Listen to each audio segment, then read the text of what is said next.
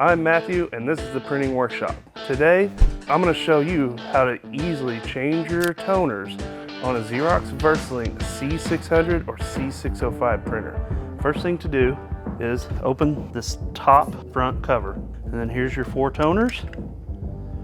You'll grab the toner by the handle, pull straight out.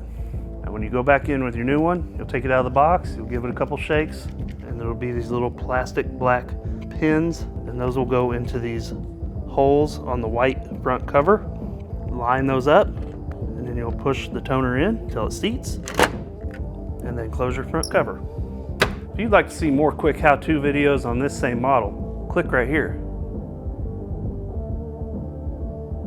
If you'd like to see more quick how-to videos on other Xerox products, subscribe to our channel.